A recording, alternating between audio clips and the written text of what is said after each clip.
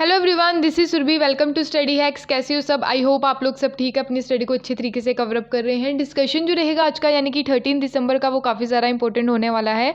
उससे पहले आपको बता दूं कि कल मेरी जो वीडियो आई थी related to Kasturirangan committee report और गडगिल रिपोर्ट जो है उसके बिटवीन जो डिफरेंस है, तो वो मैंने काफ़ी ज़्यादा डिटेल में डिस्कस किया है। तो आई होप आपको वो वीडियो अच्छी लगी होगी।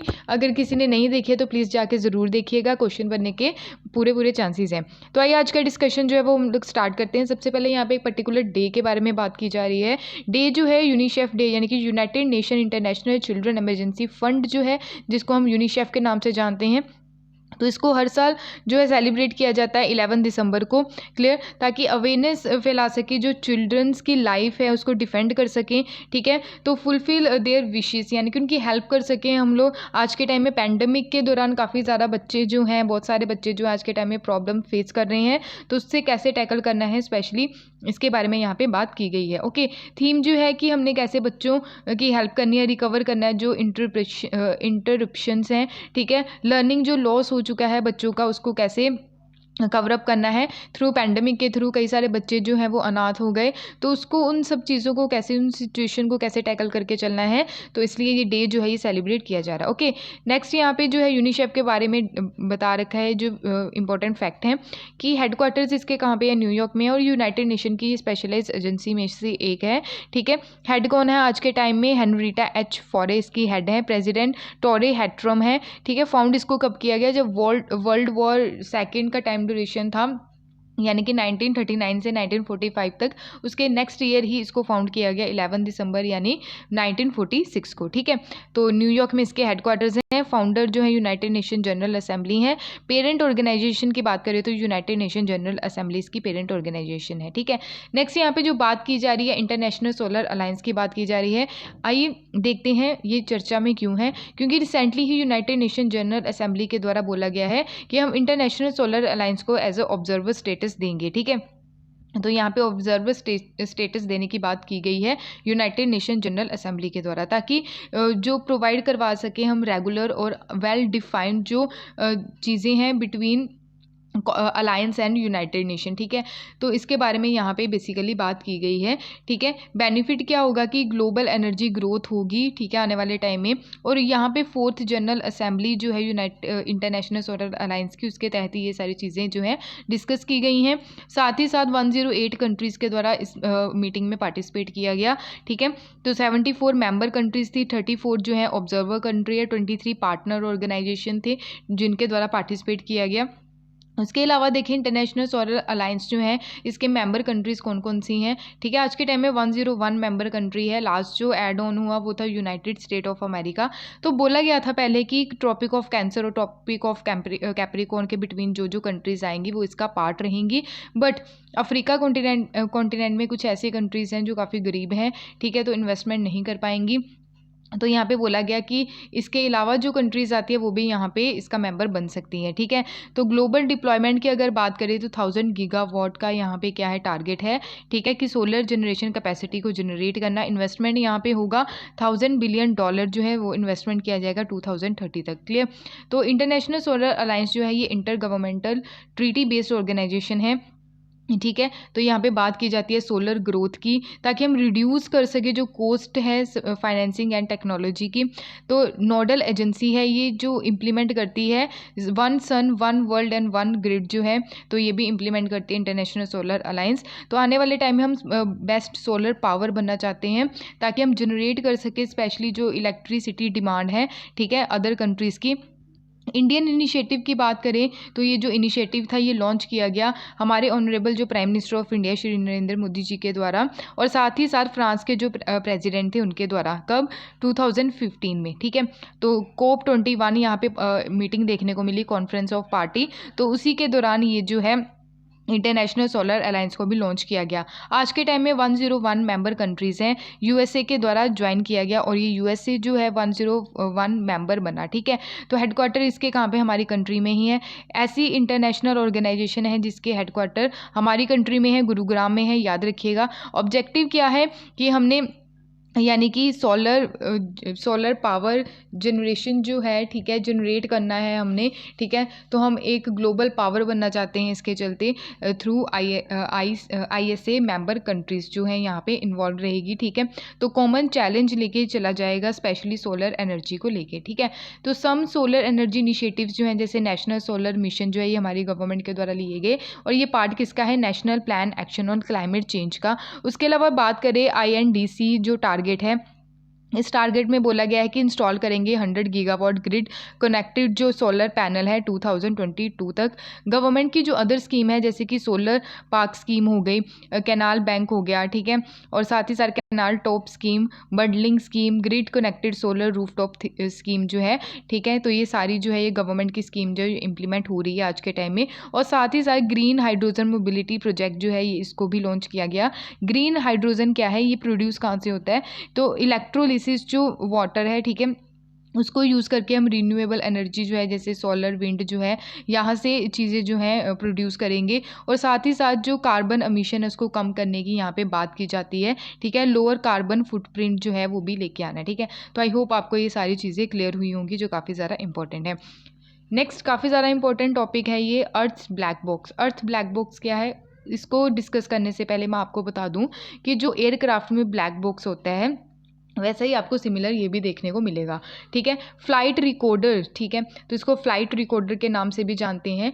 अभी विपिन रावत जी जो थे हमारी कंट्री के, जो पहले चीफ ऑफ डिफेंस स्टाफ थे, उनका जो प्लेन क्रैश हुआ था, उसमें भी ब्लैक बॉक्स जो है वो आइडेंटिफाई किया गया है। ये ब्लैक बॉक्स जो है ये ऑरेंज कलर का क्यों होता है, ब्लैक कलर का क्यों नहीं होता, ये भी आप लोगों के माइंड में ये डाउट ज़रूर होगा। ये इसलिए ऑरेंज कलर का होता है, सपोज करो अगर कोई प्लेन क्रैश हो गया तो वो पानी में गिर गया, ठीक है, जैसे समुद्र वगैरह उसमें गिर गया, तो ब्लैक बॉक्स को आइडेंटिफाई करने में दिक्कत नहीं होती है, क्योंकि इस पर हम लाइट डालेंगे तो इसको आइडेंटिफाई आसानी से किया जा सकता है। इसलिए इसको ऑरेंज कलर का कलर इस पे किया गया है, ठीक है। तो ये एल्यूमिनियम और हैवी स्टील से बना होता है, ताकि जो अंदर जो रिकॉर्डिंग वगैरह जो चीज़ें हैं वो डिस्ट्रॉय ना हो, ठीक है। तो अभी भी जो ये आइडेंटिफाई किया गया है, जो अभी क्रैश देखने को मिला, ठीक है, तो इसको आइडेंटिफाई किया गया है इंडियन एयरफोर्स टीम के द्वारा। तो ये सारी चीज़ें जो हैं ये अभी एनालाइज की जाएंगी, ठीक है। अब अर्थ ब्लैक बॉक्स जो है इसके बारे में यहाँ पे बात की गई है। ये ऐसा देखने को मिलेगा अर्थ ब्लैक बॉक्स, और ये कुछ पार्ट जो है इसका अर्थ के अंडर होगा और कुछ पार्ट जो है वो अर्थ के बाहर होगा, ठीक है। तो ये अर्थ ब्लैक बॉक्स आखिर करेगा क्या, जैसे ह्यूमिडिटी है, ठीक है, ह्यूमिडिटी जो है वो आने वाले टाइम में क्या हो जाएगी, ख़त्म होती दिखेगी, ठीक है। सपोज करो अगर कुछ साल बाद 20-30 साल बाद अगर वर्ल्ड वॉर थर्ड देखने को मिल जाए, ठीक है, तो ऐसे कंट्रीज़ जो हैं जो जहाँ पे तानाशाह आ जाए, ठीक है, तो वो क्या करे, एक दूसरे की कंट्री के ऊपर जो न्यूक्लियर बॉम्ब है वो फेंकना शुरू कर दे, तो जो लोगों की जो पॉपुलेशन है, जो लोग हैं, ठीक है, तो उनकी जो संख्या है बिल्कुल ख़त्म हो जाएगी। तो आने वाले टाइम की जो सिविलाइजेशन होगी वो यहाँ पे आइडेंटिफाई कर पाएगी कि जो पिछली सिविलाइजेशन उनके द्वारा क्या क्या गलतियाँ की गई, ये सारी चीज़ें जो हैं इस ब्लैक बॉक्स के द्वारा रिकॉर्ड की जाएगी, ठीक है। और उसके अलावा साइक्लोन्स आ रहे हैं, क्लाइमेट चेंज जो हो रहा है, ठीक है, टेम्परेचर कितना है किसी भी लैंड का, वाटर का, ये सारी चीज़ें जो हैं इसके द्वारा आइडेंटिफाई की जाएंगी। जैसे किसी भी कंट्री के द्वारा एग्रीमेंट साइन होता है, या बहुत सारी ऐसी चीज़ें हैं, जैसे आज के टाइम में जो ट्रेंडिंग स्टोरीज है, ये सारी चीज़ें जो हैं ये रिकॉर्ड करेगा कौन, ब्लैक बॉक्स, ठीक है। तो ये अभी हाफ जो है ये रेडी हो चुका है, और ये इसने रिकॉर्डिंग करना अभी से स्टार्ट कर दिया है। रिसर्चर का मानना ये है कि इन केस ये रिसर्चर का कहना ये भी है कि ये जो सदियों तक ये क्या करेगा, चीज़ों को रिकॉर्ड कर सकता है, ठीक है। तो इनका मानना ये भी है, और ये टेंशन में भी है इस बात से कि फ्यूचर में ये किसके हाथ लगेगा, ये अभी कुछ नहीं पता, ठीक है, क्योंकि उसके लिए हमें इंटरनेट की ज़रूरत होगी, क्लियर।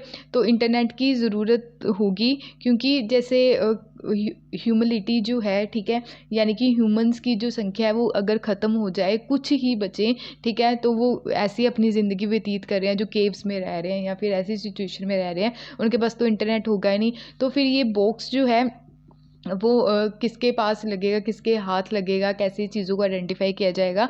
तो इस मामले में भी जो रिसर्चर हैं वो काफ़ी ज़्यादा टेंस हैं, ठीक है।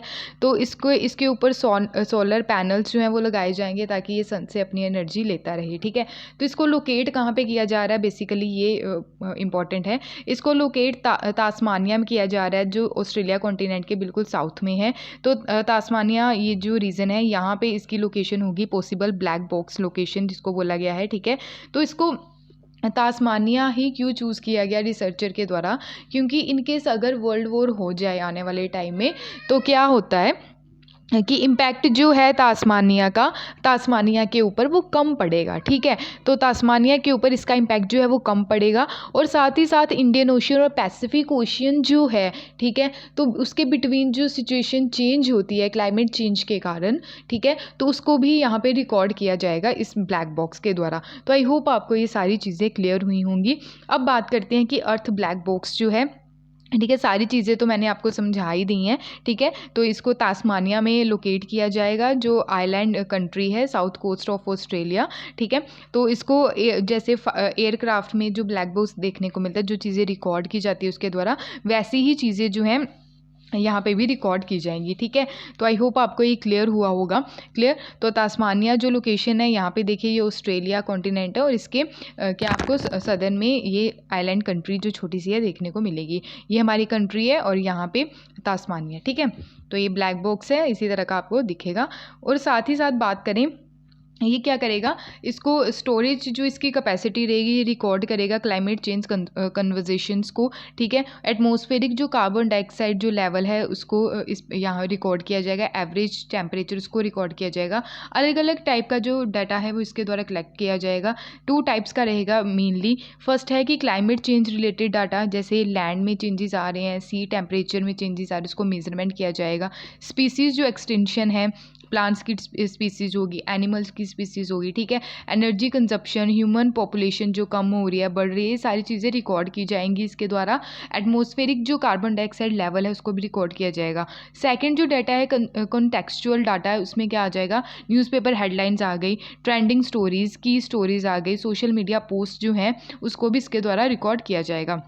रीज़न क्या था तस्मानिया को चूज़ करने का रिसर्चर के द्वारा, क्योंकि इसकी जो जियोपॉलिटिकल जो लोकेशन है, ठीक है, और इन्वायरमेंटल सेफली ये काफ़ी ज़्यादा है, ठीक है। डिज़ाइन इसको किया गया है ताकि जो थ्रेट देखने को ना मिले, स्पेशली जो साइक्लोन और अर्थक्वेक का जो थ्रेट है यहाँ पे काफ़ी कम देखने को मिलता है, ठीक है। तो आई होप आपको ये क्लियर हुआ होगा। ब्लैक बॉक्स जो है एक्चुअली ये हेल्प करेगा प्रिवेंट करने में जो मेजर क्लाइमेट चेंज कैटास्ट्रॉफ्स हैं, ठीक है। क्लाइमेट चेंज जो आज के टाइम में काफ़ी ज़्यादा अहम मुद्दा बन चुका है, और ह्यूमंस जो हैं वो काफ़ी ज़्यादा फेस कर रहे हैं इसको, ठीक है। और साथ ही साथ इकोनॉमिक एंड हेल्थ इनइक्वालिटीज़ जो है इंक्रीज़ हो रही है फ्रीक्वेंसी, नेचुरल डिज़ास्टर जो है इंटेंसिटी उसकी, और थ्रेटन जो देखने को मिलता है वर्ल्ड फूड जो सप्लाई है उसका, ठीक है। नेक्स्ट काफ़ी ज़्यादा इंपॉर्टेंट प्रोजेक्ट है जिसका नाम है संपन्न प्रोजेक्ट। संपन्न की फुल फॉर्म क्या है, system for accounting and management of pension project, ठीक है। तो इसका क्यों मेन मुद्दा क्या है कि ये न्यूज़ में है, क्योंकि 1 लाख जो पीपल है उनके द्वारा रिसीव किया गया है डायरेक्टली, जो बैंक अकाउंट से उनकी जो पेंशन है उनको मिली है, ठीक है। कोई भी जैसे इश्यूज़ देखने को मिलते हैं रिलेटेड टू पेंशन, कई बार आती नहीं है या फिर कई बार मिसप्लेस हो जाती हैं चीज़ें, तो वो सारी चीज़ों को टैकल करने के लिए ये प्रोजेक्ट जो है ये स्टार्ट किया गया था 2018 में, ताकि ऑनलाइन सिस्टम जो है ट्रांसपेरेंसी बनाई जा सके, ठीक है। ताकि पेमेंट सिस्टम जो है जैसे डिपार्टमेंट फॉर कम्युनिकेशन पेंशनर्स, ठीक है, तो online pension processing payment system है ये, तो प्रोवाइड करवाता है ये डायरेक्ट क्रेडिट पेंशन जो है अकाउंट ऑफ पेंशनर्स को, ठीक है। एम्बिशियस प्रोजेक्ट है ये, इम्प्लीमेंट जो किया गया मिनिस्ट्री ऑफ कम्युनिकेशन के द्वारा, और ये हेल्प करेगा डिपार्टमेंट को कि फास्टर सेटलमेंट हो, स्पेशली जो पेंशन से रिलेटेड केसेस होते हैं। बेनिफिट जो इसके द्वारा देखने को मिला कि ई पेंशन जो पेमेंट ऑर्डर्स हैं, ठीक है, इलेक्ट्रॉनिक पेंशन पेमेंट जो है वो हैसल फ्री रहें, क्लियर, ताकि कोई दिक्कत देखने को ना मिले, और सेटलमेंट जो है पेंशन केसेस का वो जल्द से जल्द हो सके, ठीक है। इन्फॉर्मेशन जो है पेमेंट हिस्ट्री जो है वो यहाँ पे प्रोवाइड करवाई जाती है, और SMS अलर्ट जो है वो जल्द से जल्द दिया जाता है अगर कोई दिक्कत देखने को मिलती है किसी भी अकाउंट में, ठीक है। तो SMS जो है वो तुरंत आ जाएगा जो पेंशनर्स है उनके मोबाइल पर, ठीक है। नेक्स्ट है रामानुज प्राइज़। काफ़ी ज़्यादा इंपॉर्टेंट है रामानुज प्राइज़, क्योंकि रामानुज प्राइज़ जो है ये मैथमेटिक्स की फील्ड में दिया जाता है, ठीक है। जो जो यंग मैथमेटिशियंस होते हैं उनको ये जो प्राइज़ डिस्ट्रीब्यूट किया जाता है, ठीक है। तो आज के टाइम में यानी कि 2021 में किसको मिला है, नीना गुप्ता को। यहाँ पे आप पिक्चर देख सकते हैं। तो ये मैथमेटिशियन है, इंडियन स्टैटिस्टिक जो इंस्टीट्यूट है कोलकाता में, वहाँ पे ये प्रोफेसर हैं, ठीक है। तो इनको अवार्ड से नवाजा गया है, इनके द्वारा आउटस्टैंडिंग वर्क किया गया, स्पेशली अलजेब्रिक जो ज्योमेट्री है और क्यूमुटेटिव अलजेब्रा जो है उसके ऊपर, ठीक है। तो ये थर्ड वुमेन बनी है जिनके द्वारा रामानुज प्राइज़ को रिसीव किया गया है, ठीक है। जारिस्की कंसेलेशन जो थ्योरम है, ठीक है, इसके ऊपर भी इनके द्वारा काम किया गया, और फंडामेंटल जो प्रॉब्लम है स्पेशली जो अलजेब्रिक ज्योमेट्री है उसके ऊपर भी काम किया गया, ठीक है। तो ये सारे टॉपिक्स जो हैं ये मैथमेटिक्स जो है, ठीक है, उसमें आपको देखने को मिलते हैं, क्लियर। तो इनके द्वारा 2014 में यंग साइंटिस्ट का अवार्ड भी जीता गया जो इंडियन नेशनल साइंस अकेडमी के द्वारा दिया जाता है, ठीक है। अब रामानुज प्राइज़ के बारे में हम बात कर लेते हैं। तो यंग मैथमेटिशियंस को दिया जाता है कंट्री में, ठीक है। 2005 से इसको देना स्टार्ट किया गया।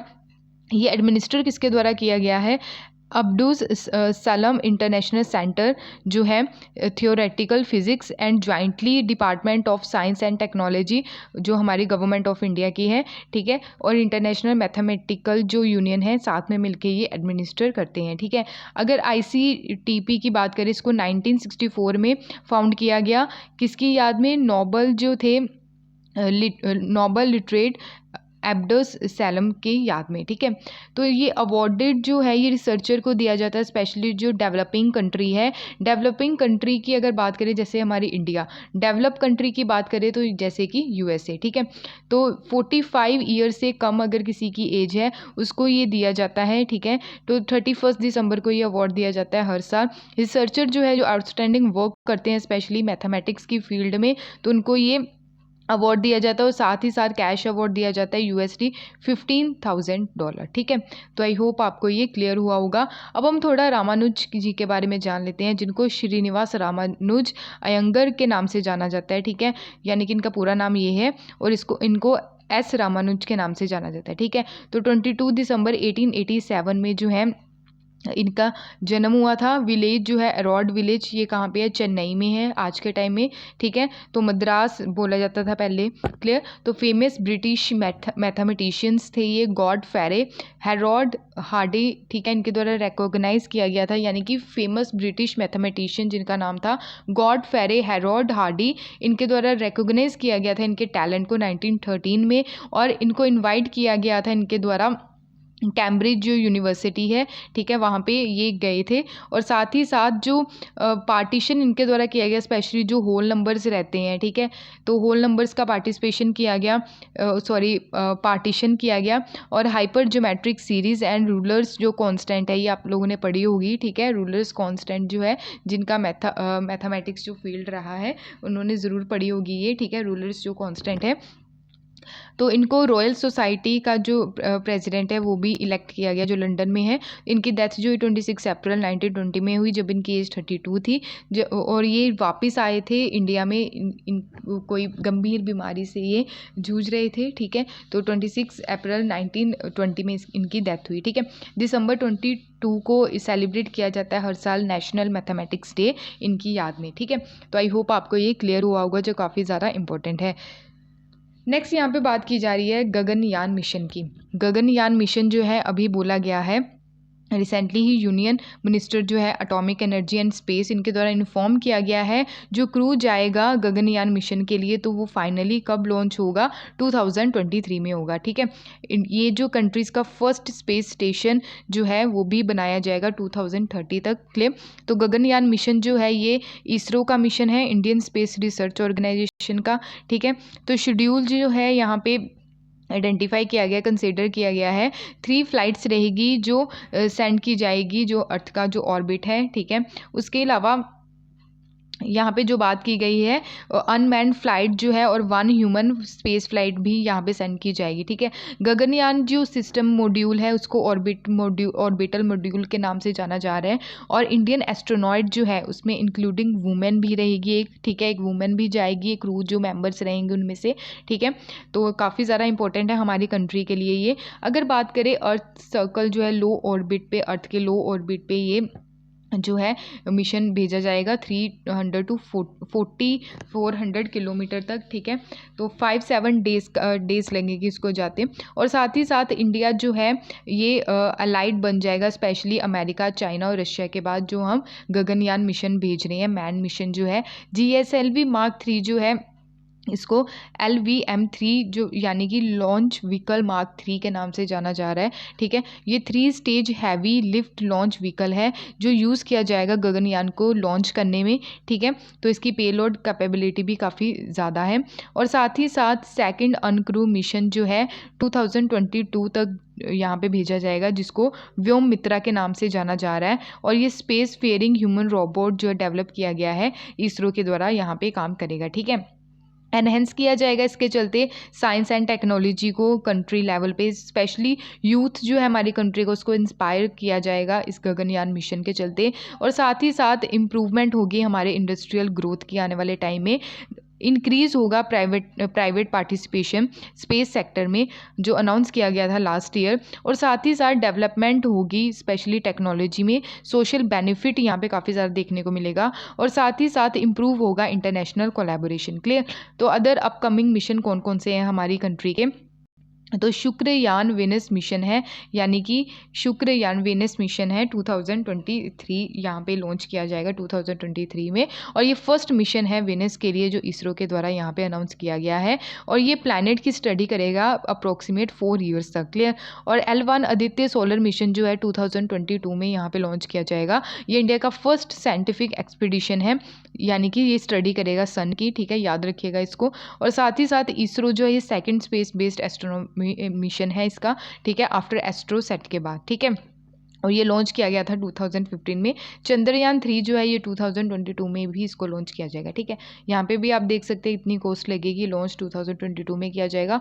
4th नेशन बन जाएगी हमारी कंट्री अगर ये सक्सेसफुल, इसका मिशन जो है ये सक्सेसफुल हो जाता है तो, ठीक है। तो आई होप आपको ये सारी चीज़ें क्लियर हुई होंगी। इसरो की अगर बात करें, फाउंडर कौन थे इसरो के, विक्रम साराभाई। 15 अगस्त 1969 में इसको फाउंड किया गया था, हेडक्वार्टर इसके बेंगलुरु में है। आज के टाइम में इसके जो डायरेक्टर हैं वो के सिवान है, क्लियर। तो आई होप आपको ये क्लियर हुआ होगा। और ये इसकी जो पेरेंट ऑर्गेनाइजेशन है वो है डिपार्टमेंट ऑफ स्पेस, क्लियर।